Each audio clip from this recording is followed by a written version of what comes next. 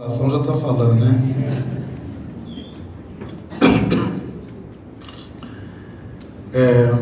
Nós sabemos pela palavra de Deus que em Israel essas 3 festas eram as mais importantes. Tinham outras, mas essas 3, Deus exigia que todo homem viesse até Jerusalém para ali trazer as suas ofertas e adorar a Deus. Era a festa da Páscoa, Pentecostes e a festa dos Tabernáculos. Nós estamos hoje no dia da festa de Pentecostes. A festa da Páscoa, ela é bem conhecida, é a saída do povo de Israel. Deus então queria que fosse celebrado esse momento e, juntamente com a saída do povo, a dedicação também de todos os primogênitos, não só de homens, não é, mas também dos animais. Eles eram dedicados ao Senhor. A partir de então, Israel tomou isso por lei, e a primeira festa então foi estabelecida, marcando a saída do povo. A segunda festa, a festa de Pentecostes, o povo já estava no Sinai. Eles já tinham passado 3 meses até chegar ali no Sinai, e quando eles chegaram ali no Sinai, eles ficaram um tempo ainda, e alguns dizem que foram exatamente 50 dias, para que a glória de Deus então descesse sobre o monte. E ali o Senhor falou não somente com Moisés, mas falou audivelmente para toda a nação que estava ali aos pés daquele monte, e deu leis, as leis que nós temos aqui, né? No Pentateuco, na Torá. E ele se deu a conhecer ao povo de Israel, que até aquele momento não tinha uma noção assim, muito exata do Deus que eles estavam invocando, que era o Deus do seu pai Abraão, Isaac, seus pais Abraão, Isaac e Jacó. Ali Deus se revela a Israel, não só na sua manifestação gloriosa sobre o monte, mas também naquilo que ele trouxe e revelou ao povo, que é exatamente a lei.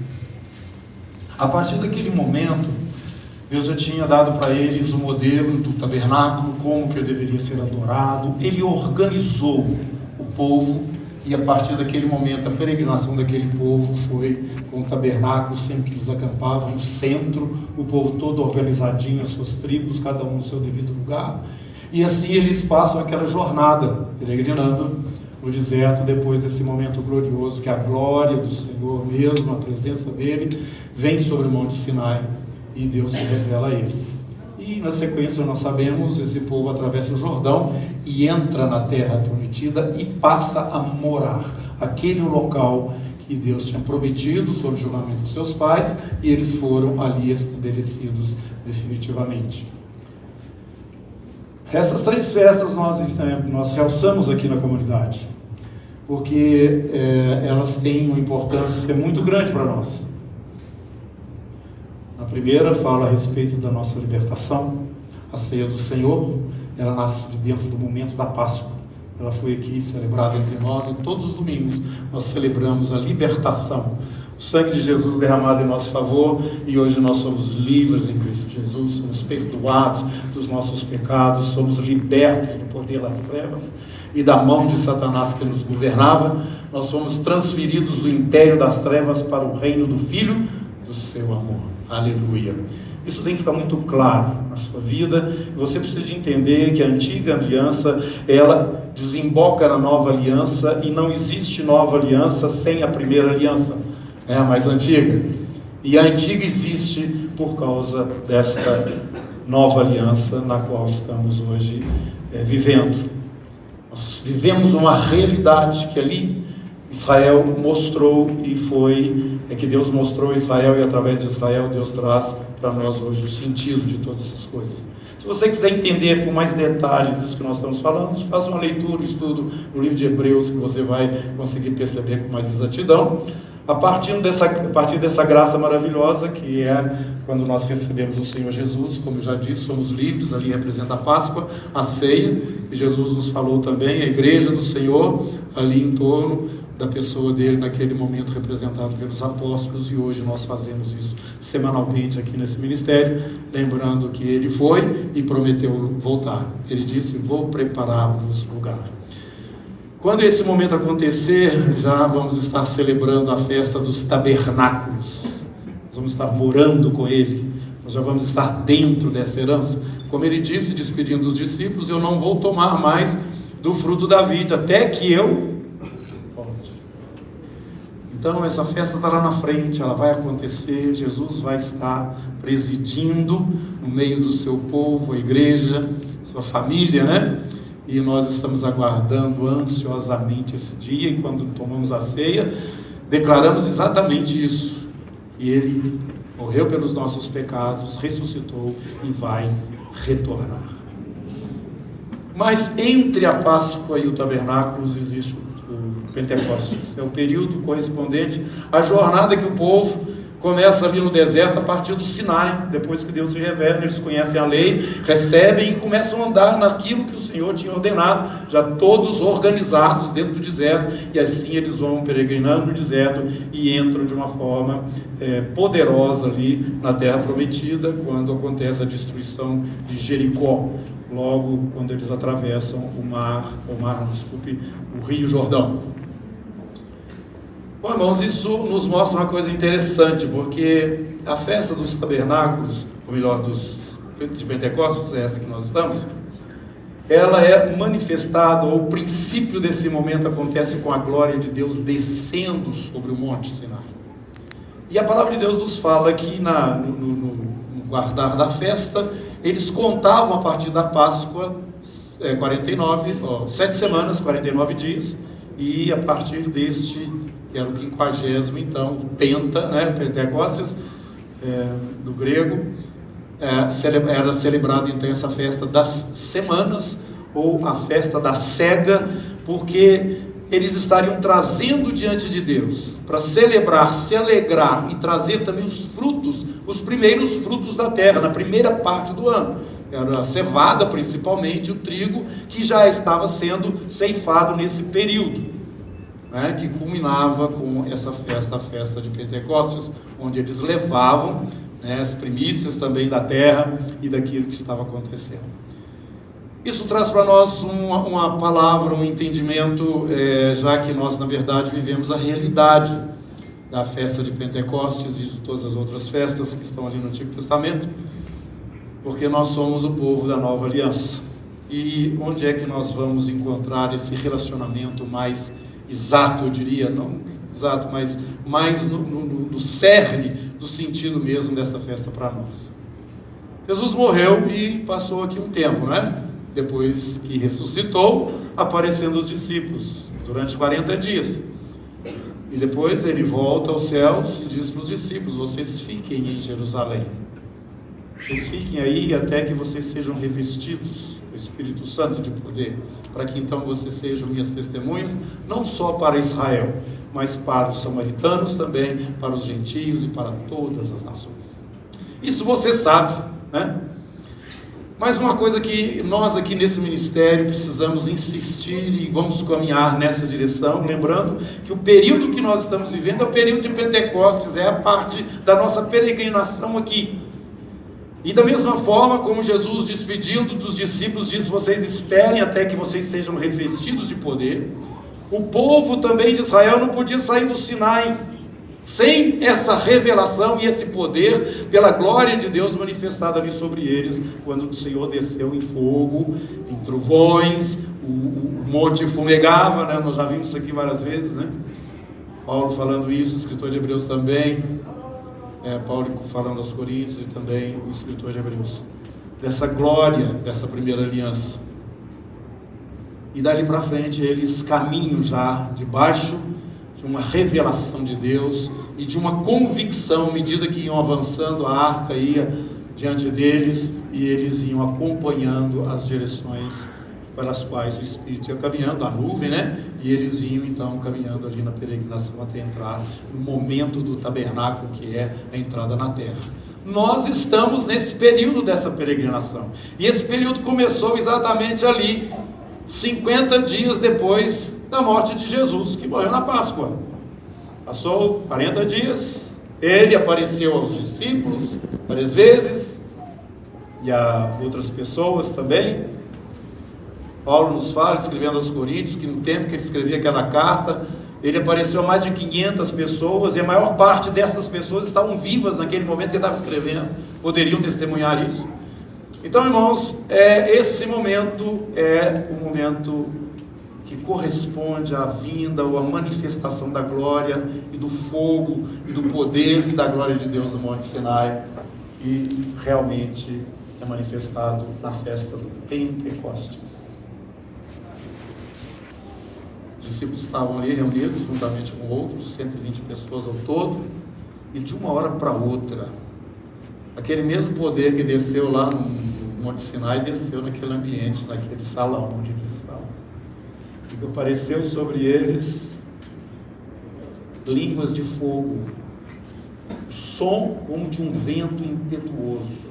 Algo aconteceu naquele ambiente que fez com que tudo ali mudasse. De uma hora para outra eles começaram a glorificar ao Senhor. E aquilo produziu um vozeirão tão grande que ultrapassou as paredes e alcançou o pessoal que estava do lado de fora, que naquele momento era uma multidão grande de pessoas que estavam em Jerusalém para celebrar a festa de Pentecostes, segundo a antiga aliança. Mas agora, aquilo que aquela festa significava estava acontecendo ali dentro de Jerusalém, na sua realidade. O fogo de Deus desceu sobre eles e eles foram batizados no Espírito Santo e com fogo. Eles não se continham, exaltavam e glorificavam a Deus a ponto do pessoal parar e fazer: esse pessoal está bêbado, o que aconteceu aí? Aquela quantidade grande de judeus vinham de várias partes do mundo, eram judeus piedosos, vinham ali para celebrar a festa, trazendo as suas ofertas, glorificando a Deus, e baseados na sua história. Aquele dia era um dia muito importante, mas a verdade, tudo aquilo que estava lá fora era simplesmente uma sombra daquilo que estava acontecendo ali dentro naquele momento, quando o Espírito Santo de Deus veio sobre aqueles nossos primeiros irmãos. Queridos, vocês conhecem muito bem isso. Logo que nós começamos a ler o livro de Atos, nós percebemos que daquela reunião acontece algo também maravilhoso. 3.000 pessoas naquele dia entregaram suas vidas a Jesus. Por quê? Um período antes, Jesus disse aos seus discípulos que ele estaria voltando aos céus, mas que ele estaria enviando o Espírito. Mas ele disse que esse Espírito já estava presente no meio deles e com eles. Você vai ver isso lá no sermão do aposento alto, antes de Jesus ser preso. O Espírito já estava presente com eles. Mas alguma coisa diferente, Jesus estava realmente mostrando o que aconteceria, porque ele disse: tem uma promessa do Pai para vocês. Vocês não saiam de Jerusalém até que vocês sejam revestidos. Quero chamar sua atenção por um detalhe. Jesus já tinha ressuscitado, os discípulos já tinham visto Jesus já com seu corpo glorificado. E eu quero aqui abrir um parênteses e dizer a você o seguinte: se você partir hoje, você vai se você é cristão, você vai para a presença do Senhor, e lá você vai encontrar um homem, ele vai te receber lá. Sabe o nome dele? Jesus. Um homem. Presta atenção nisso. A gente pensa que é uma aparição assim, que depois uma poeirinha, ele aparece, desaparece. Foi assim não. Tem alguma coisa para comer aí? Ô Tomé, põe a mão aqui. Vem cá, Pedro, vamos conversar um pouquinho. Mas o que é esse que está vindo aqui? O João, ele também vai? Não estou falando para o João, estou falando para você. Se eu quero que o João venha, ou que ele fique, vamos conversar nós dois, Pedro. Eles testemunharam, viram este homem, e este homem já tem um corpo glorificado que nem você nem eu vamos adquirir se partirmos agora. Mas lá no céu tem um homem, e esse homem está sentado à direita do Pai nas alturas. Ele é a primícia dos que dormem e já tem um corpo glorificado. Ele se chama Jesus. Você quer ser mais exato para falar Yeshua, mas ele responde por Jesus também, viu? E os demônios sabem disso. Quando você manda eles embora em nome de Jesus, vão. Esta experiência já estava presente na vida dos discípulos. Eles já tinham uma mensagem para pregar. Mas Jesus falou para eles: não, eles vão ficar em Jerusalém. Aí ele falou que eles tinham que fazer isso, fazer aquilo, fazer aquilo outro, fazer aquilo outro, fazer aquilo outro, para o Espírito vir? Não, falou isso não. Vocês aguardem.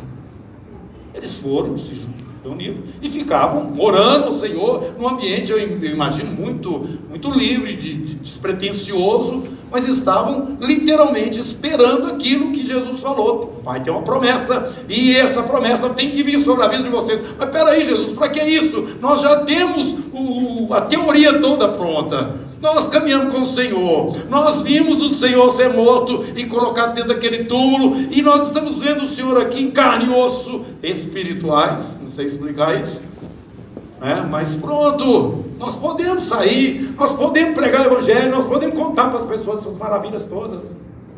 Não pode não. Vocês só têm a teoria. Vocês não têm a capacidade de fazer o que vocês precisam fazer. Fica quieto em Jerusalém e espera. Depois de 10 dias ali, acontece esse fato que eu já me referi. E aqui nós temos a decoração maravilhosa. Deus abençoe as irmãs que sempre têm um gosto artístico muito bonito e que tem assim realçado essas festas para nós. Mas aqui está então o sentido de tudo isso, irmãos. Nós não podemos, assim como os discípulos, fazer a obra do Senhor apenas contando a história que Jesus morreu ali na cruz e ressuscitou entre os mortos. Você precisa do Espírito Santo. Você, mas ele já habita em mim, já habitava também nos discípulos. Jesus falou. Ele já está com vocês, está junto aqui, no nosso meio e em vocês. O mundo não conhece ele, mas eles precisavam de um batismo, de uma imersão. Tinha que vir alguma coisa especial da parte de Deus que os habilitaria. Por quê? Porque o príncipe desse mundo ainda está presente aqui na terra. E Jesus, quando estava indo para ser preso, um pouco antes, ele falou: ele vai ser agora expulso, julgado, e já foi. Agora ele vai ser expulso. Precisa que o poder de Deus, agindo através do povo de Deus, expulse Satanás. É esse o período da nossa peregrinação. Nós enfrentamos adversários, assim como Israel enfrentou. Nós enfrentamos oposições, embora exista uma promessa. A terra está lá, eu já jurei, vocês vão entrar nela. Mas nós sabemos pela história do povo de Israel que eles enfrentavam muitas oposições. Tiveram que vencer muitos adversários na força do Deus que desceu e se manifestou ali no Sinai e deu a eles aquelas leis, aquelas orientações. Se esse Espírito não estiver presente de uma forma abundante na sua vida, meu irmão, você não tem poder. Fala para o irmão que está do seu lado assim: poder. O mundo do lado de fora, ele já exerce uma pressão sobre nós. Se não houver algo maior em nós que suplante a oposição do mundo, você, como muitos, de uma forma geral eu diria, muitos, estou falando só na comunidade, vivem hoje, são cristãos para eles só. As pessoas em volta nem sabem. Eles não têm poder para falar, eles têm vergonha de Jesus, ou melhor, não é bem uma vergonha, não me exponha, deixa eu continuar aqui na vida, não me exponha. Você não foi imerso no Espírito. Quando você vai buscar alguém para, repito isso muito aqui, para pregar no seu lugar, ou para falar porque fala melhor, você está pensando que o Evangelho é só teoria. Não me envergonhe do Evangelho, porque ele é o quê? Então nós vamos prestar atenção aqui, porque a nossa visão é muito concentrada quando nós falamos do batismo do Espírito Santo, é falar em línguas, é ter dom de profecia, é ter um monte de coisa maravilhosa, e eu gosto de todas elas, mas desde o princípio, quando eu comecei a investigar sobre essas coisas, meus irmãos, eu não vi nada disso aqui, quando Jesus fala para os discípulos esperar em Jerusalém. Eu vejo algo totalmente conectado com a responsabilidade que eles estavam tendo de fazer um trabalho para Deus e a incapacidade deles para aquilo. Portanto, Deus falou assim: eu vou habilitar, vou dar condição, e a condição é essa: recebereis. Fala para o irmão por lá. Recebereis? Isso é bom. Esquece as línguas, esquece as profecias, esquece tudo. O poder de Deus está dentro de você, para você compartilhar Jesus em todas as oportunidades que aparecer. Ou você tem vergonha de ser reconhecido como um cristão? No ambiente onde você está, isso pode ser uma coisa ridícula demais, e cada dia isso aumenta. E você, para não se expor a... Nós estamos precisando de poder. Fala para o irmão: poder, poder, poder. E esse poder é o Espírito Santo que traz para a sua vida. Para a sua vida. Jesus falou: vocês vão receber poder. E nós estamos estudando aqui as cartas, não é mesmo? Então Paulo já nos fala aqui em Romanos que esse poder está no Evangelho, que ele prega, né? Ele é manifestado. E aí, 1 Coríntios, vai lá comigo. Vocês se lembram lá no princípio da carta? O que o nosso irmão está falando? Quando eu fui ter convosco, 2, verso 1, 1 Coríntios: anunciando-vos o testemunho de Deus, não fiz com ostentação de linguagem ou de sabedoria. Isso aí é teoria. Porque decidi nada saber entre vós, senão a Jesus como? Crucificado. E foi em fraqueza, temor e grande tremor que estive entre vós. A minha palavra e a minha pregação não consistiram em linguagem persuasiva de sabedoria. Eu não preciso convencer ninguém, mas em demonstração do Espírito e de poder, para que a vossa fé não se apoiasse em sabedoria humana, e sim aonde? Poder de Deus. Capítulo 1, ele ainda vai nos falar sobre isso. Versículo 22: porque tanto os judeus pedem sinais, como os gregos buscam sabedoria. Nós não estamos mostrando sinal e nem sabedoria para ninguém, mas nós pregamos a Cristo crucificado. Vai ser um escândalo para o judeu e uma loucura para o gentio. Mas para os que foram chamados, tanto judeus como gregos, pregamos a Cristo o quê? Poder de Deus e sabedoria. Então, irmãos, aconteceu o seguinte: que o Anás, o Caifás, aquela turma dos sacerdotes ali, trouxeram Jesus diante lá do Sinédrio. Jesus foi julgado ali, né? Eles disseram para Jesus: nós te conjuramos pelo Deus vivo, tu és o Cristo, fala para nós. É mesmo? Eu gosto de ler isso em Marcos, já falei isso para vocês, leiam isso em Marcos. Jesus não se defende, Jesus não fica batendo boca com ninguém, mas ele vira lá para o sacerdote e fala assim: eu sou, e você vai me ver vindo na glória com os anjos.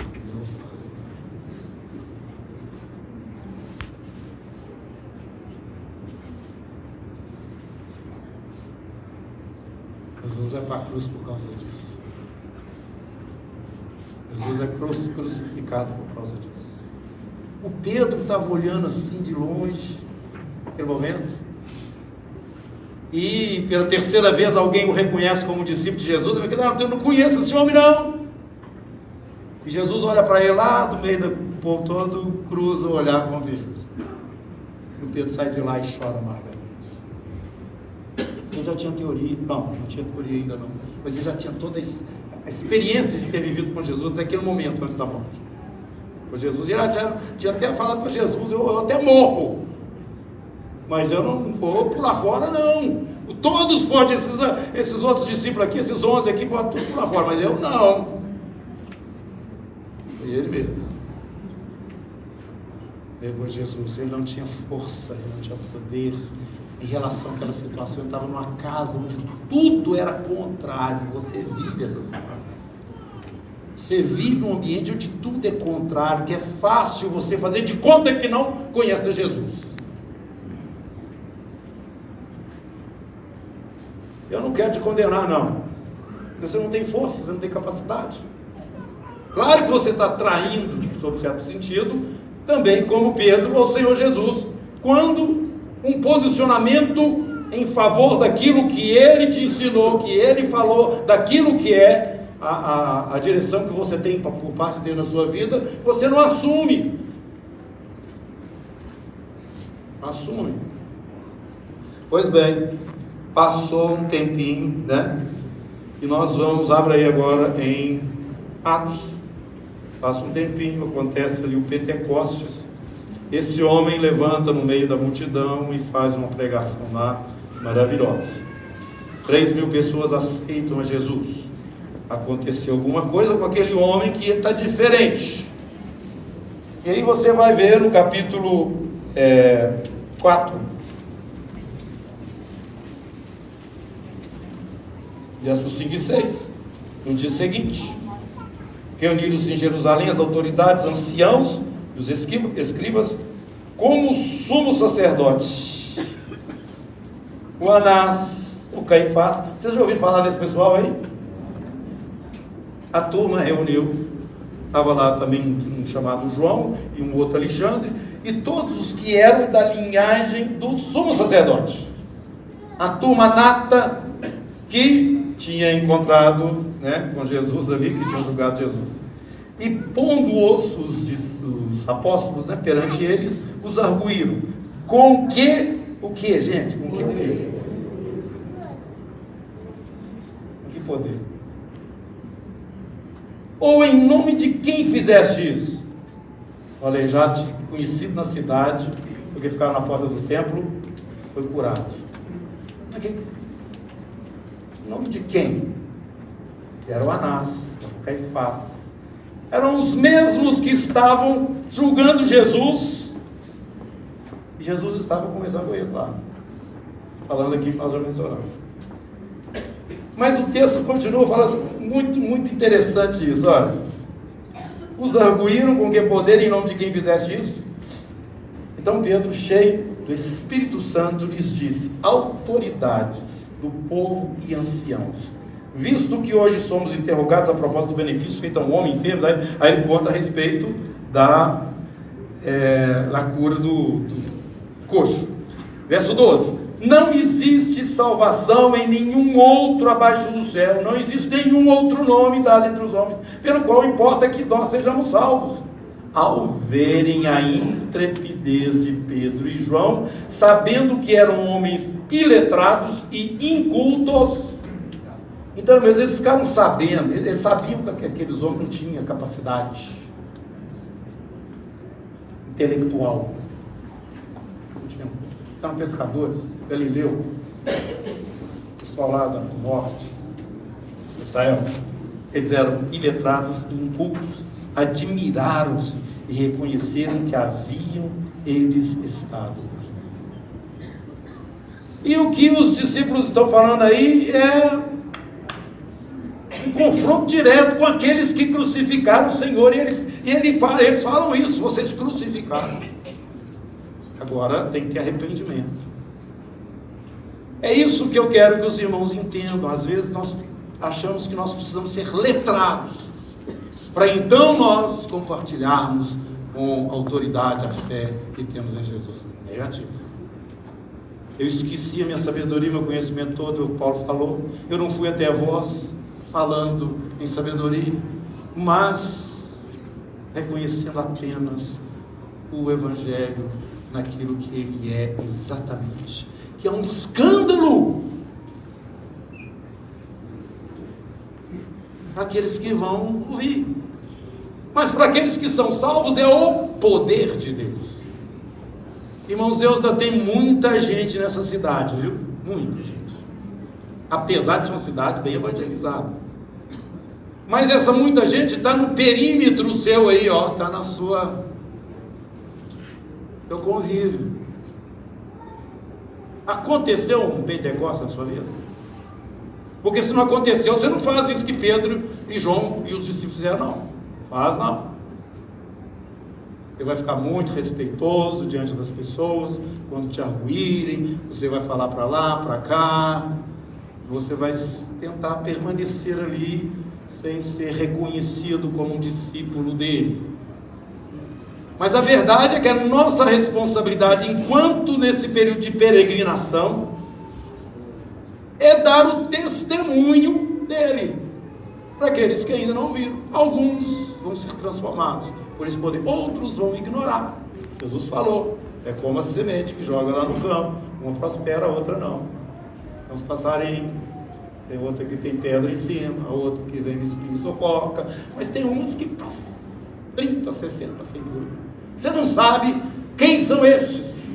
Você tem que dar o seu testemunho, porque você está aqui ainda por esse motivo e para que o Senhor trabalhe o seu caráter também para a era por vir, quando Ele vai te usar no reino que Ele vai manifestar aqui.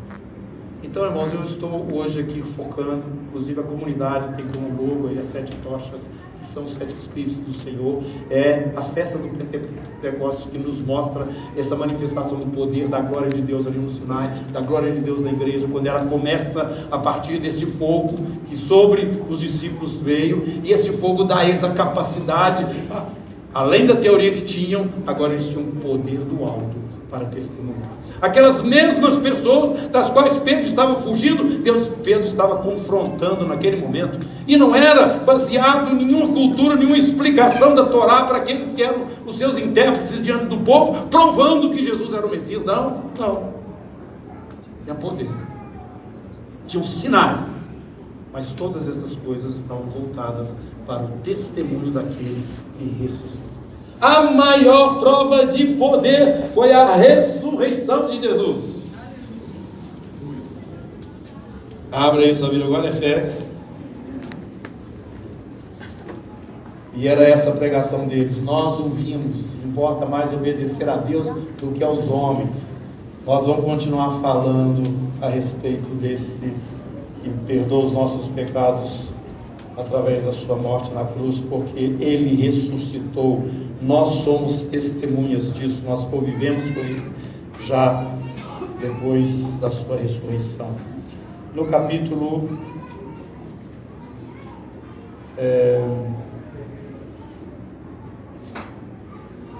foi Efésios, né? Efésios mesmo, capítulo 1.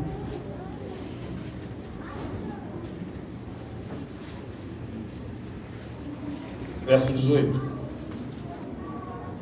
Iluminados os olhos do vosso coração, para saberdes qual é a esperança do seu chamamento, qual a riqueza da glória de sua herança nos santos, e qual a suprema grandeza do seu poder para com os que cremos, segundo a eficácia da força do poder.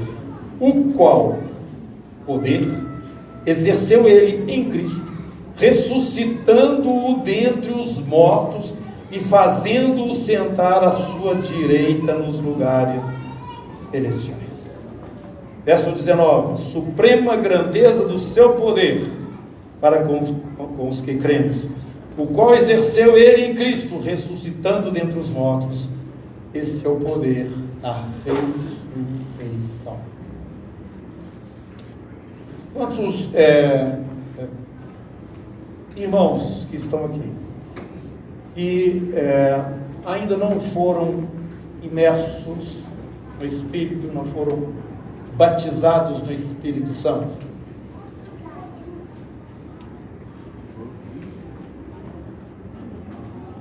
Amém. Pode levantar a mão, mano. Levanta a mão. Isso. Quero que vocês venham para cá. Gente, nós vamos orar por vocês ali. Fez o Espírito. Eu vi poucas mãos levantadas, igual estou vendo muita gente vindo aqui na frente.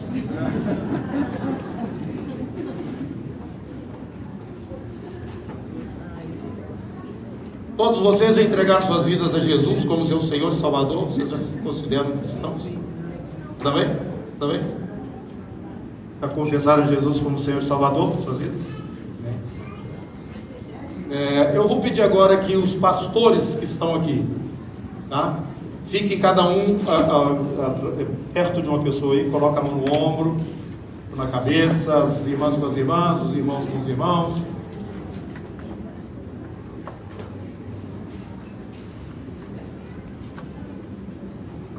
Vou ler um texto aqui, vou explicar e nós vamos orar. Quando Paulo chegou na cidade de Éfeso, ele encontrou ali os irmãos, que provavelmente eram fruto já do ministério do Apolo, esteve lá, né? E o próprio Paulo também, através do casal Áquila e Priscila, já estavam testemunhando a cidade, entre os judeus, e havia um grupo lá que já tinha, então, já confessava Jesus como Senhor. Aconteceu que, estando Apolo em Corinto, Paulo, tendo passado pelas regiões mais altas, chegou a Éfeso e, achando ali alguns discípulos, perguntou: recebestes porventura o Espírito Santo quando crestes? Ao que lhe responderam: pelo contrário, nem mesmo ouvimos que existe Espírito Santo. Olha, já eram convertidos, o Espírito já estava presente em eles, porque eles já tinham crido. Então Paulo perguntou: em que, pois, fostes batizados? Responderam: no batismo de João Batista, né, que era o batismo de arrependimento. Não era o batismo ainda em nome de Jesus, ou em nome do Pai, do Filho e do Espírito Santo. Disse-lhes Paulo: João realizou o batismo de arrependimento, dizendo ao povo que cresce naquele que vinha depois dele, a saber, em Jesus. Eles, tendo ouvido isto, foram batizados em o nome do Senhor Jesus, nas águas, e impondo-lhes Paulo as mãos, veio sobre eles o Espírito Santo, e tanto falavam em línguas, como profetizavam.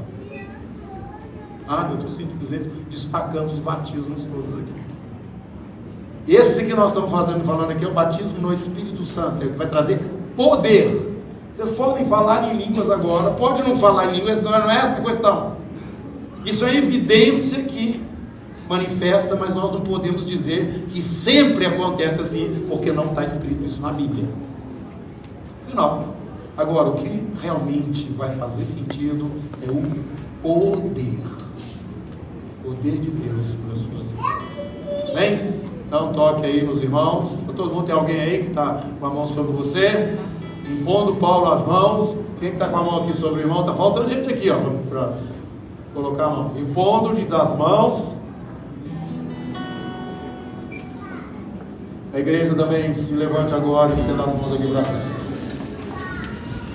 E você que já foi batizado no Espírito Santo, mantenha-se cheio, enchei-vos do Espírito, não vos embriagueis com vinho. Mas enchei-vos do Espírito, falando de vós com salmos, hinos e cânticos espirituais. Vamos adorar o Senhor com expressão viva, saindo dentro de nós, porque isso enche mais, mantém o nível dessa unção. E sobre estas pessoas que estão aqui, Senhor, neste momento nós oramos, seguindo exatamente o que está falando a Tua palavra. Tu és uma pessoa, Espírito Santo, Tu és a terceira pessoa dessa trindade maravilhosa, esse Deus glorioso que se manifestou entre nós. Nós então estamos abençoando agora os nossos irmãos, fazendo, ó Deus, as nossas vidas como canais, para que eles sejam visitados por Ti, Espírito Santo, sejam cheios de poder, cheios de poder, cheios de poder, para, Senhor, serem testemunhas do Senhor diante deste mundo que tenta nos sufocar e nos oprimir, porque grande é o Senhor no meio do seu povo. E Ele já está voltando, o Rei bem-vindo. Senhor, neste momento, como o Senhor prometeu, que nos últimos dias o Senhor derramaria o Teu Espírito sobre toda a carne, Senhor. Venha sobre estes que aqui estão diante do Senhor, e na frente desse ambiente, Senhor, em nome de Jesus. Espírito de Deus, visita cada um, que o poder do Senhor venha como naquele dia, trazendo essa autoridade, trazendo esse destemor, trazendo essa unção. Ó Senhor, e libera os Teus dons também, Senhor, para que grandes sinais, prodígios e todas as coisas necessárias para que a mensagem seja clara, a mensagem seja contundente, para que todos saibam que o Senhor está no céu, assentado à direita do Pai da altura, e que o Senhor há de voltar, como nós já testemunhamos aqui na frente. Venha o Teu reino, seja feita a Tua vontade, aqui na terra, Senhor, nesta hora, em nome do Senhor Jesus. Senhor, Senhor,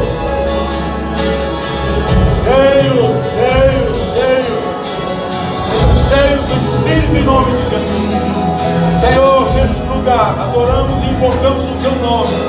Tudo para a glória, Senhor, Tua, para que o Senhor seja conhecido. O poder de Deus se manifesta. Manifeste nessas vidas que aqui chegaram. Em nome do Senhor Jesus. Em nome do Senhor Jesus.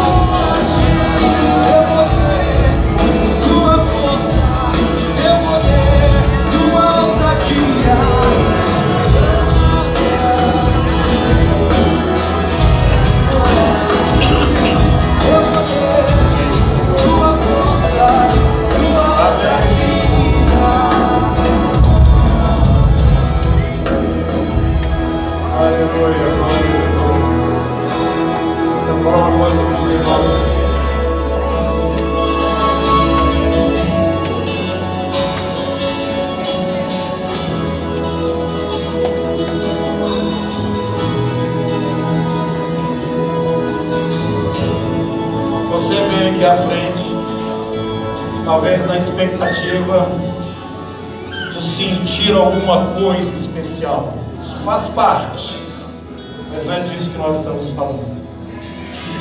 Por isso, não permita nenhum tipo de condenação no seu coração se algo, diríamos, sobrenatural não ocorreu nesse momento.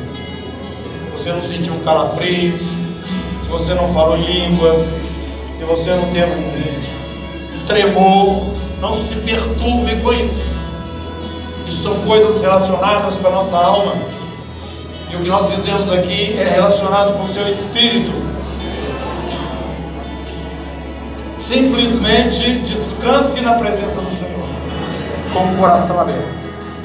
Porque sobre a sua vida já foi decretada a palavra do Senhor. Amém? Senhor te abençoe. Amém. Aleluia. Te fortaleça.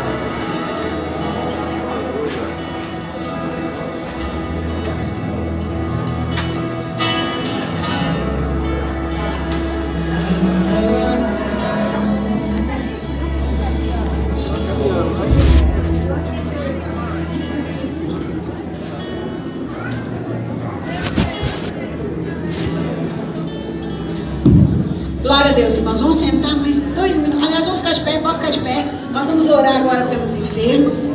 E eu quero incentivar todo aquele irmão, enquanto eles projetam aqui, todo aquele irmão que às vezes me procura, que eu já conheci, e fala assim: olha, eu tenho dom de cura. A gente conversando às vezes na igreja casa. Irmãos, dom de cura é para ser exercitado. Então, se você tem dom de cura, exercita ele agora. Você sabe que tem alguém aqui enfermo, doente, algum irmão que você conhece, vá lá, coloque a mão nele, ore por ele. Quem curou a Sheila não foi o Danduque. Quem curou a Sheila foi o Senhor Deus. Então, se esse é o seu dom, exercite-o, amém? E comece a clamar agora por essas pessoas. Cita o nome delas. Vamos orar por ela. Pai, nós abençoamos a vida desses amados aqui que estão lutando contra a enfermidade. Deus, nós abençoamos a vida da Vera Brandão, da Fernanda, da Moema, da Thelma, do Hernani, da Valerinha, da Lúcia, do Antônio, do Euro, da pastora Corinta, do Hamilton. Senhor, venha mesmo com o teu manto, venha, Senhor, com a tua cura, venha com a manifestação do poder do Senhor sobre essas vidas. Nós declaramos, ó Deus, que veremos o testemunho dessas pessoas aqui, assim como nós vimos o da Sheila hoje, que elas sejam guardadas e protegidas nas tuas mãos, Pai, no nome do Senhor Jesus. Amém.